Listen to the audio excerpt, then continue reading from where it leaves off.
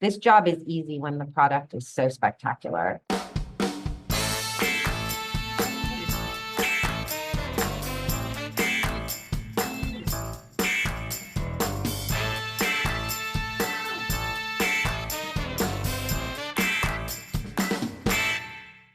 Okay, welcome back to the Marketing Playbook presented by Details Interactive, Amperity, and Element. Here you'll take away 3 game-winning marketing plays every episode to take back to your team.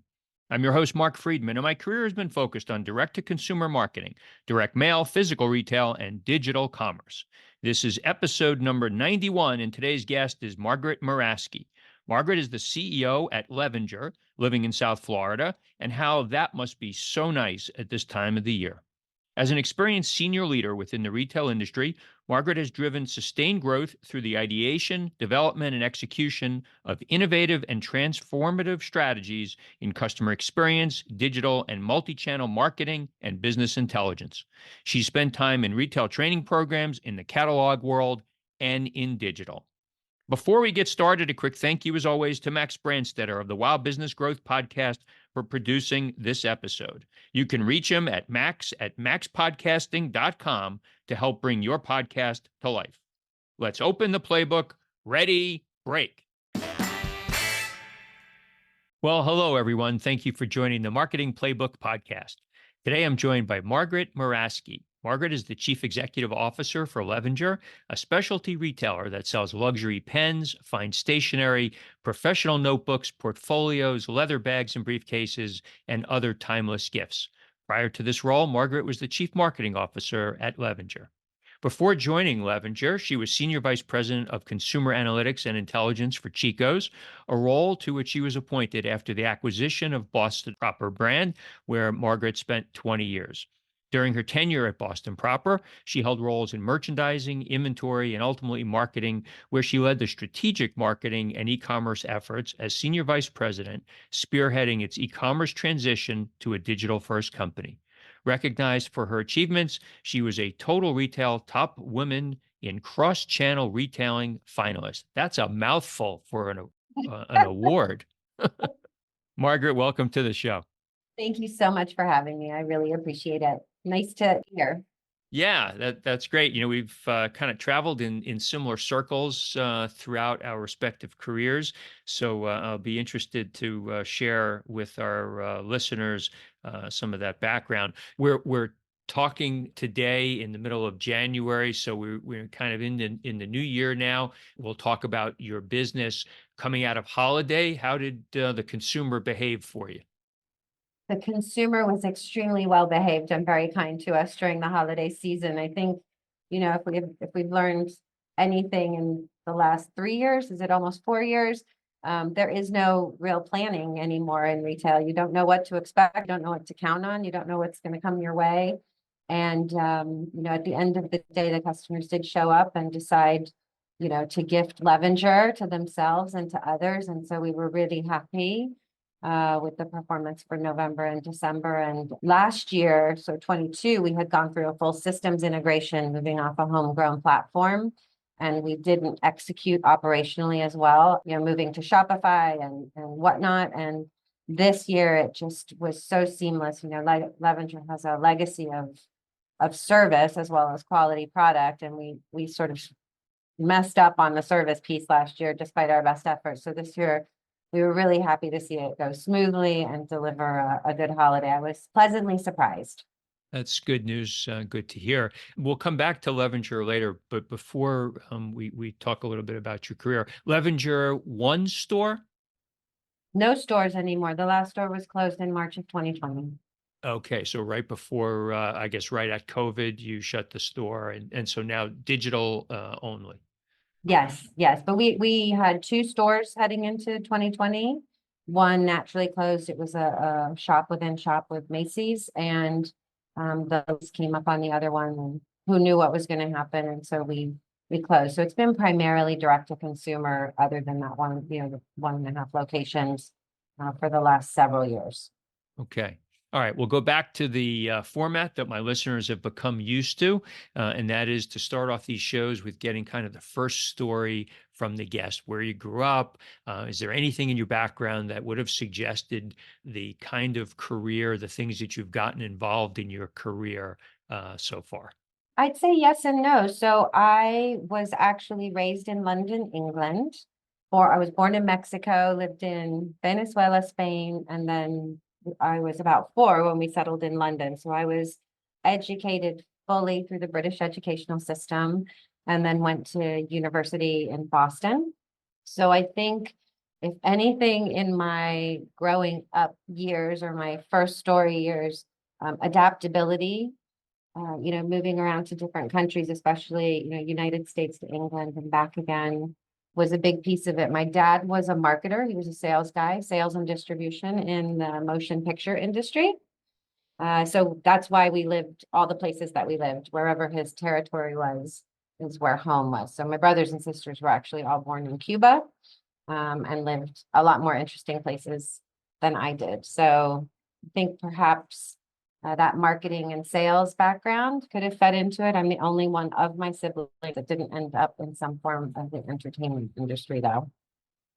The whole adaptability, retail, that makes a lot of sense, right?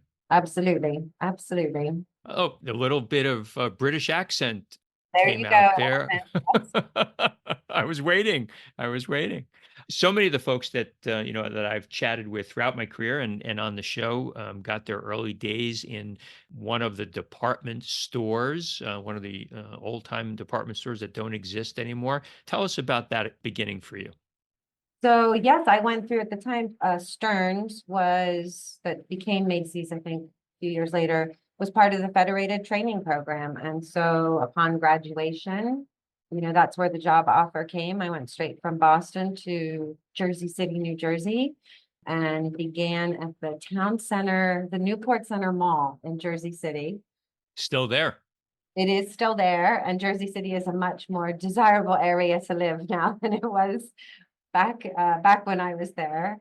You start on the floor, and I always think, looking back, the training program, you started on the floor, and then if you were fortunate, you got promoted to the buying office, and that was a whole other learning curve. But at age 22, straight out of school, who hands somebody that much volume of sales?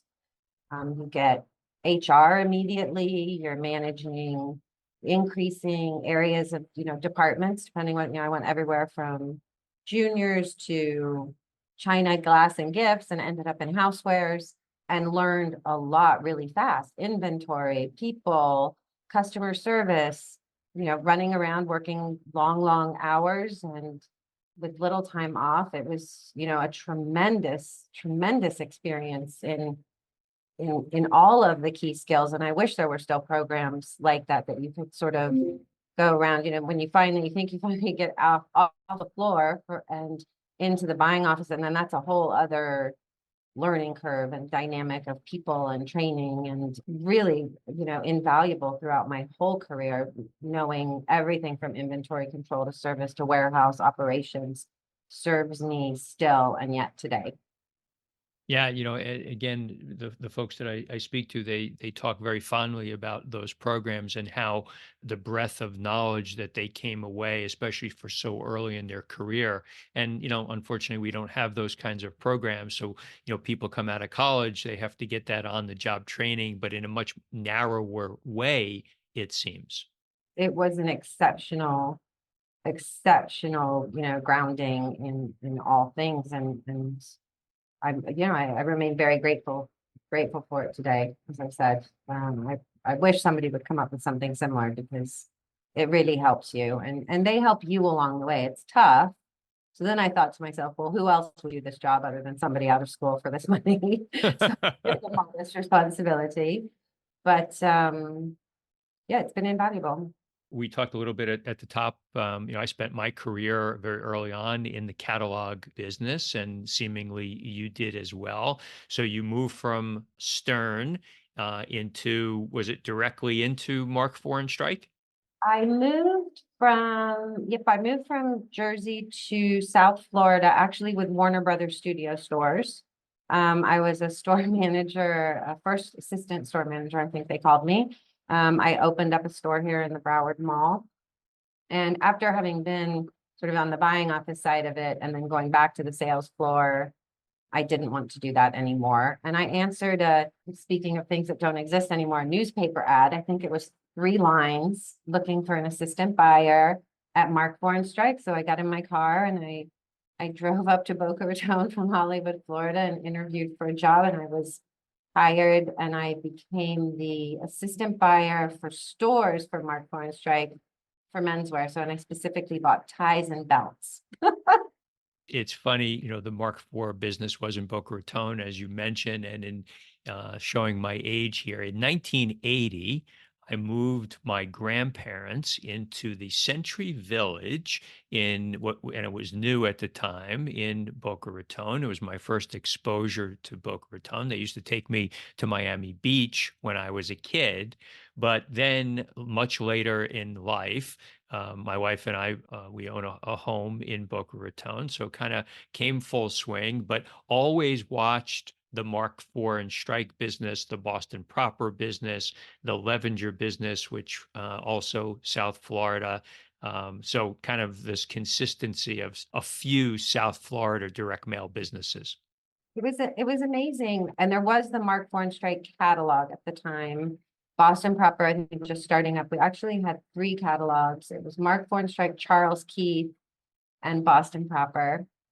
And so at some point I was promoted, which meant I was moved to the catalog division and worked as an assistant buyer there, and eventually a buyer.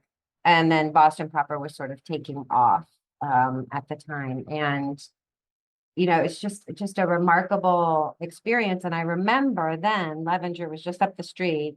Our founder and president, Michael Tiernan, who ran Mark IV and Boston Proper, and Steve Levine, obviously one of the co-founders of Levenger, were friends, colleagues. I think they were in YPO together, and they had a gentleman's agreement. They did not steal talent from one another.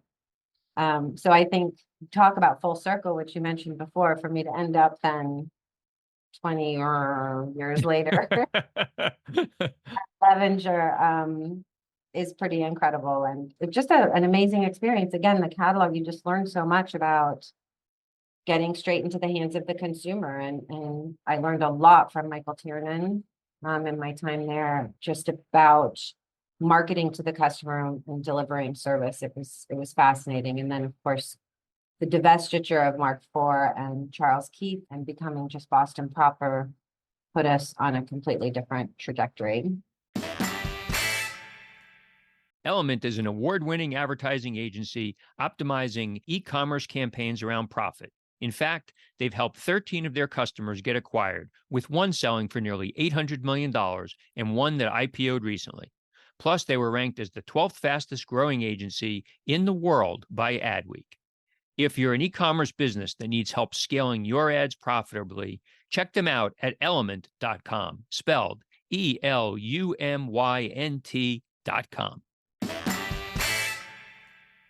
While you were part of Mark IV and then moving into Boston Proper, that was an opportunity for you to move, I guess, solely from a catalog environment to now digital commerce. So talk about, that transition. And, I've told listeners before about the many conversations within these brands about cannibalization and how digital was going to kill the catalog. And we've come to see that that's not quite the case. But what was it like as you were moving into e-commerce? So I have a really funny story. I had come back from maternity leave. I had left. I didn't want to be in merchandising because I didn't want to travel, with a little one. So I went into actually inventory control and buying. I went to my boss at the time and said, I think I can do more. What else is there? I'm settled now. I've got a good schedule. And I was told that I had reached my capacity and I wasn't going to go any further. And so that really wasn't going to work for me personally, financially, all of the things. And I went to our chief creative officer at the time, Skip Hartzell, and I asked him if he would be a reference for me. And he asked me why I was leaving, and I sort of told the story. And I kid you not, he said to me, he said, well, have you heard of the internet? So this is 1999, right? There's a few people selling online. And I said, well, I've kind of heard about it. We had, I think, one word processor we all shared as assistant buyers and an inventory control. And he said, well, we are going to launch a website. We're going to sell Boston Proper on a website, and we don't want somebody technical running the site. We believe we need a merchant. And which I thought was, in hindsight, really smart, right? So, I think, and my title became Internet Store Manager for Boston Proper. And that's how I transitioned into digital. And it was sort of, I don't want to say the Wild West or, overused terms, but it did become a little, like we were the kids at home and our parents were away, and we could do all these crazy things, and we were experimenting with email and discounts and all of the things that were going on. Our first website was full of content and not really super functional, very pretty. Our second website that I was there to help build couldn't handle any traffic. So even when we dropped a catalog, we couldn't advertise anything. We would just hope it would stay up to take the few catalog orders that came in. And third time to charm, the third site that we built ended up really, really being part of the trajectory. And it was, oh, the web's going to do this and the web's going to do, we can't sell this and you're going to sell out of that. And you're going to, all of the things that you don't know, when you're afraid maybe that some of your job's going to go away, but nobody knew. And what it ended up being was just a beautiful enhancement. And we all learned together, now there are tips and tricks and everybody has a point of view. And at the time, we were all just trying things. We had an email marketing program. There were no images in those emails. They were, they were text only emails. We did the best we could getting the assets. Boston Proper always had fantastic photography. So putting the assets on the site. And then when it started to look kind of cool and be trending and growing, everybody wants to come over to the house where the parents aren't hanging out, right? So lots of cooks in the kitchen and lots of experimenting. I mean, we started the Facebook page. I think I was the first person to join the Boston Proper Facebook along with our creative director at the time, Alon. It was a lot of fun. It was a lot of fun because there were no real rules and we were figuring it out and sort of making it up as we went along. And I do remember crystal clear as day, the day we took 250 orders online, jumping up and down. There were more web orders than phone orders, and it was a lot of fun. I feel so grateful for that question. Have you ever heard of the internet and can you help us? And answering, I can learn. I know how to sell things and I know product, and I think we can figure this out. And so I was just very, very fortunate to be in the right place at the perfect time to really launch that portion of my career. Yeah, and one of the things we do on the show is we try to make sure that we give three key takeaways for people to take back to their personal lives or their business lives. And this is a great takeaway for folks that not to be afraid of the unknown in your professional life. And sometimes there's an opportunity to take that leap, take that jump, even though you don't know what's on the other side. And for many of us that had that opportunity to make a move from catalog into digital, we didn't call it digital, we called it the internet, as you say. When it started, digital was kind of much later. It was a great learning for everybody. One of the things that is interesting, and it still is a challenge today, is this, I call it the A word, this issue of attribution. And think back to when you started. How were you thinking about the dollars that you were spending on catalogs? And the fact was the catalogs were driving the traffic to the web. There wasn't email back then. Maybe there was a little bit of Yahoo, but that wasn't doing anything either. It was really the catalog, right? It was really the catalog. I think we had, of course, we did have email. We launched that. And then I think if I'm not mistaken, we did some ads on AOL, which was the hub at the time, right?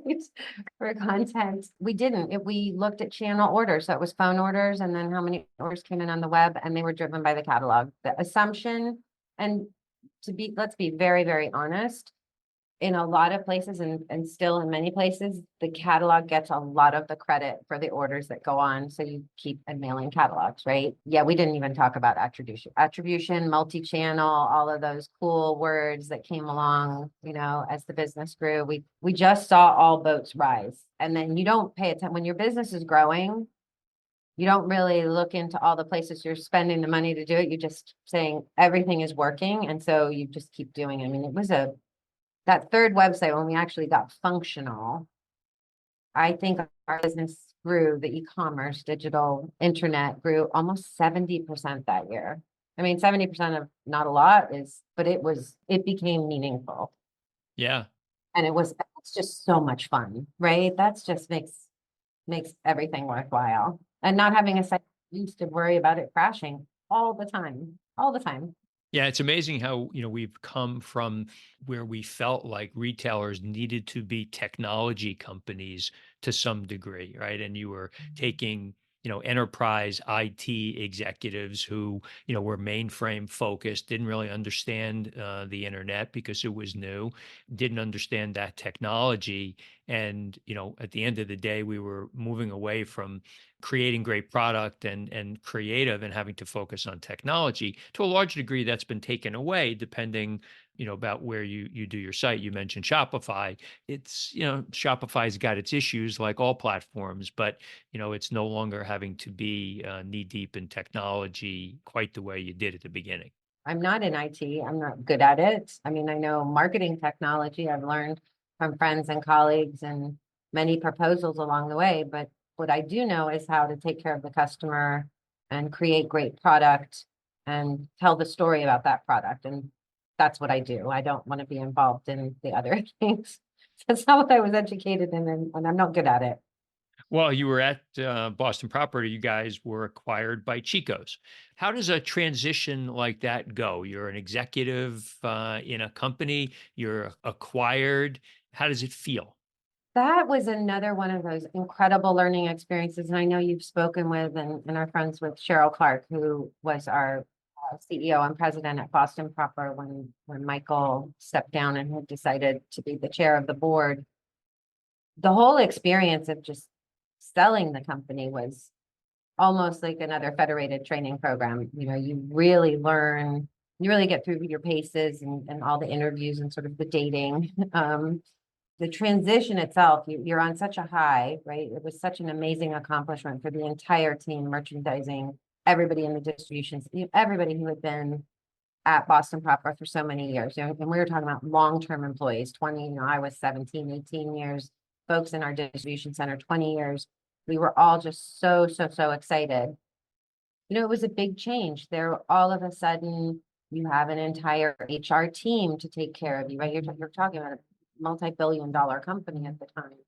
And there are just so many people and so many ins and outs. Just navigating that from being our small team of 70 people that was very close-knit team for the most part, had been through this amazing trajectory.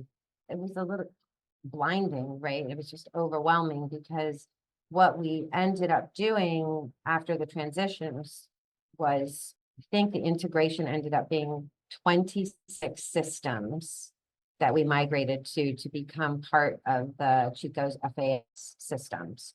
And simultaneously, we were going on a retail, Chico's knows retail, right? They know how to open stores. And so there was a team starting to open stores. I don't remember how many it got to. It was a whirlwind. It was a complete whirlwind after, you come down off that high and still trying to then retain the heart and soul of the brand that you sold and keep its integrity. And I think, and Cheryl would say the same thing, we lost our way there a little bit because all of a sudden, your customer so very well and your product so well and you're winning. There's a lot of input, right? Again, it becomes sort of like the internet taking off, right? There's a lot of feedback all of a sudden on everything you're doing and a lot of scrutiny. And we were a really scrappy, I think our direct business, and don't quote me, but I think at the time our direct business was bigger, our internet business was bigger. And I wish, still to this day that maybe the other brands could have learned something from our digital business. But it all worked out in the end. But it was a whirlwind. How's that for a word? Yeah, no, that's good. In your role as part of this whirlwind, there became this shared resource model within the organization, and you were prominent in that. Had quite a lot of people reporting to you. So was that a challenge for you? Taking on a large team. It was, I think, about a year after we were acquired, I was invited and offered to join the FAS team. So I actually moved from the East Coast of Florida to the West Coast and became part of FAS. So I was still helping with the marketing at Boston Proper until they, because then they needed to find a head of marketing. Yes, now, 4 brands and then 4 brands, 4 brand presidents, an enormous team that was primarily CRM. We became analytics and intelligence over the years as the analytics teams kind of all coalesced. How do you, I mean, it's an enormous number. I think that we have that many people at Levenger. The folks that reported to me were absolutely incredible. I mean, they were warm and welcoming. I was definitely a fish out of water in that huge environment. And if it wasn't for, I can think of them today, showing me the ropes, making sure I didn't fall in any holes. And it was they who really helped bring that team together. But it was a lot of collaboration. And it's a big campus, Chico's. I spent a lot of time walking around getting to know people. That's how I managed 67 people. And I talk to them all the time. And I'm still fortunate to, both my direct reports, peers, people I reported to count among friends. It was an incredible experience. Yeah, and that's another interesting fact, especially early people that are earlier in their careers, ones that have started during COVID. There's so much you can do remotely, but at the end of the day, still being able to pick yourself up from your desk in an office and walk next door, or have those cliched conversations at the water cooler or at the lunch table or whatever. You can't replace those kinds of involvement. No, and I think about that a lot. My daughter actually works remote, and I think about the friendships and things I've learned and managerial skills and just working skills that I learned just from being in that environment. And I wonder about a generation of people who are missing out on that piece, right? Just people you like, people you don't like, people you can learn from or not. And I think you can do those things via Zoom, but I'm a people person, so I need to sit and have a conversation and look somebody in the eye and talk to them. And so very, very important piece of how I work with people and how I lead people. Thriving brands today have one thing in common. They make it a priority to understand their customers. Imperity uses AI to unify customer data and help businesses know exactly who their customers are and what they care about most. Find new customers, grow loyalty, get better return on ad spend, and manage privacy compliance. An accurate, unified customer data foundation connected with the teams and tools that need it makes everything you do with customer data work better. Build your strategy on Amperity, the platform for customer data. Learn more at amperity.com. You had a moment in time like I have in my career consulting. Actually, it was a fairly long period, 6+ years, I guess, of consulting, I think. Was it It that was long? it was only if I think it stayed, I was consulting also while I was working when I started here, but pure consulting about 4 or 5 months. And that was after I left Chico's. I had decided to sort of take a break, just reassess. It was, a big year. I was turning 50. My daughter was leaving home, going through all of the things. And I hadn't taken any time off since the day I graduated college.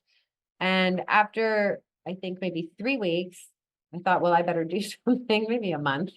And a very good friend of mine suggested sort of that you hang your shingle and some folks found me on LinkedIn, and a very good friend and mentor, Chris Paradise.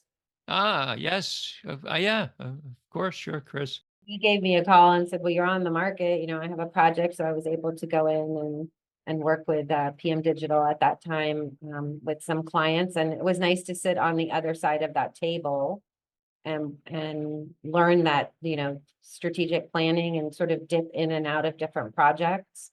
I loved it. I loved it. I got to do that. I got to work with Ashley Sheets at home for a little while. Yeah, it was a really nice way to ease back in. Oh, that's great. And then Levenger. So I mentioned, I used to go to the store there. I was always intrigued by the pens and all kinds of briefcases and the quality of the product, in the store. So talk about the business, what it is today, and how it's, how you've morphed, direct to consumer catalog and online.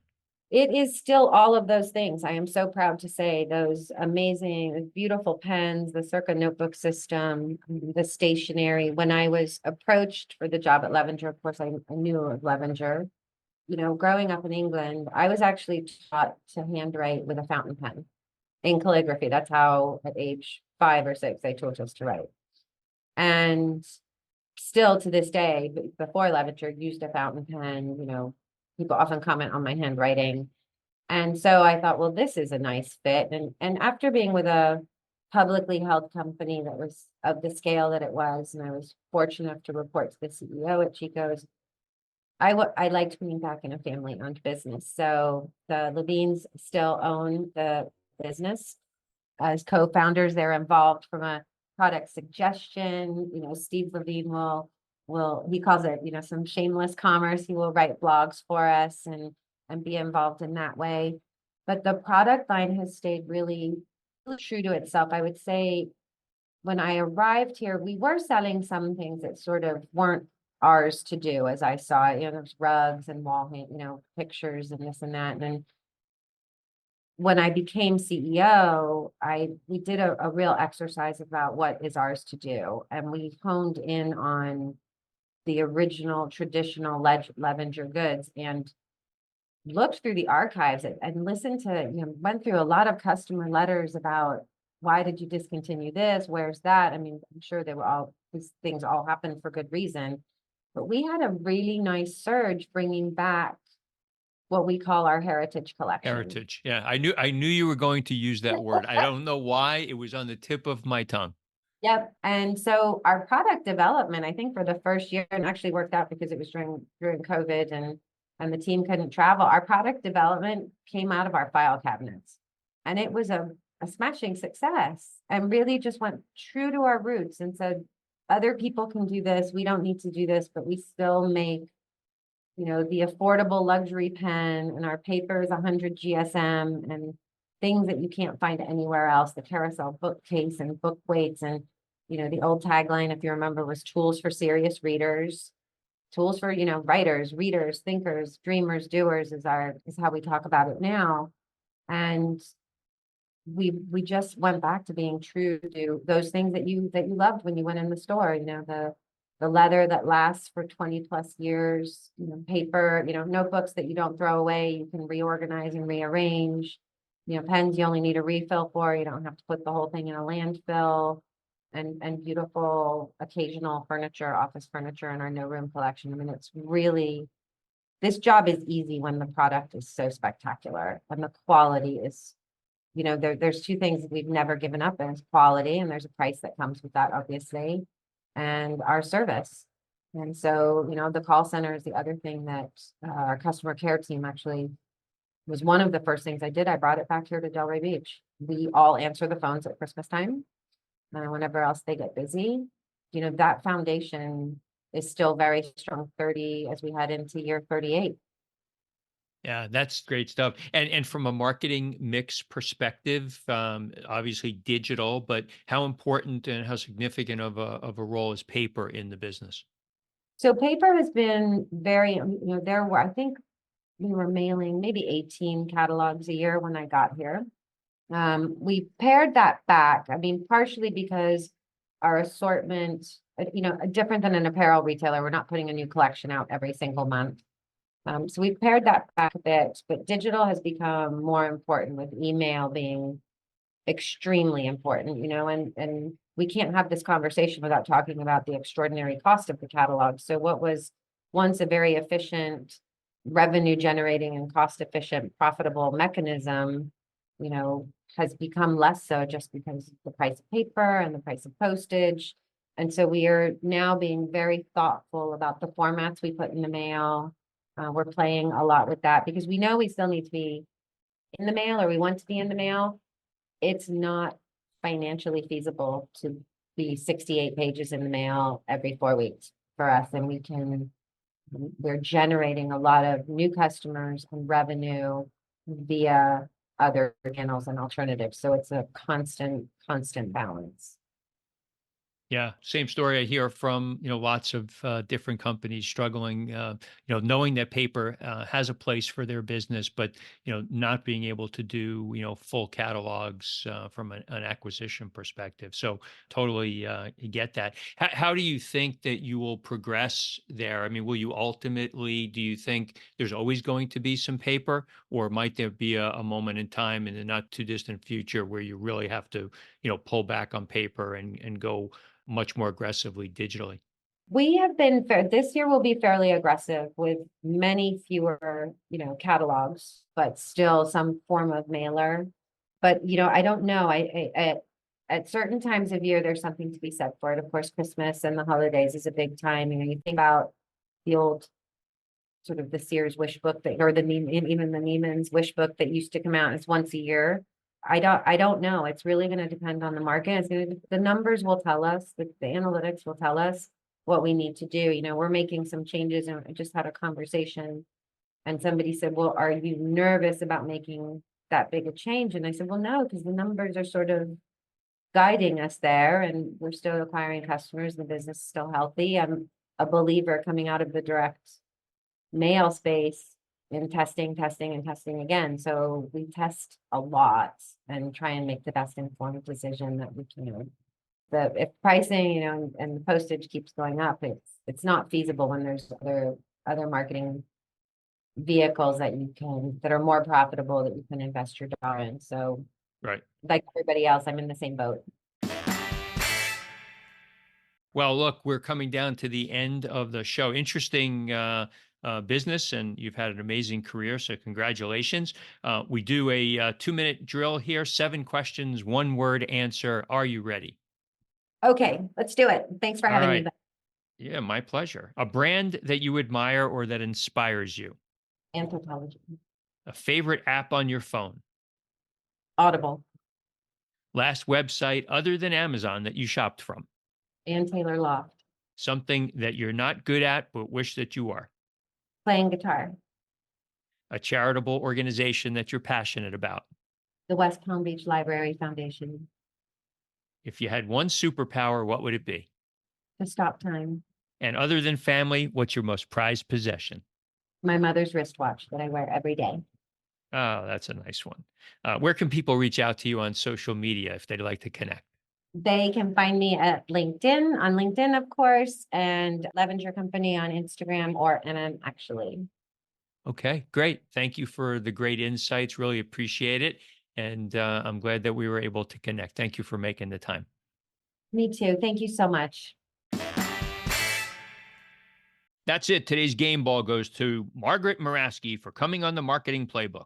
To me, today's 3 game-winning marketing plays were as follows. Number 1, adaptability.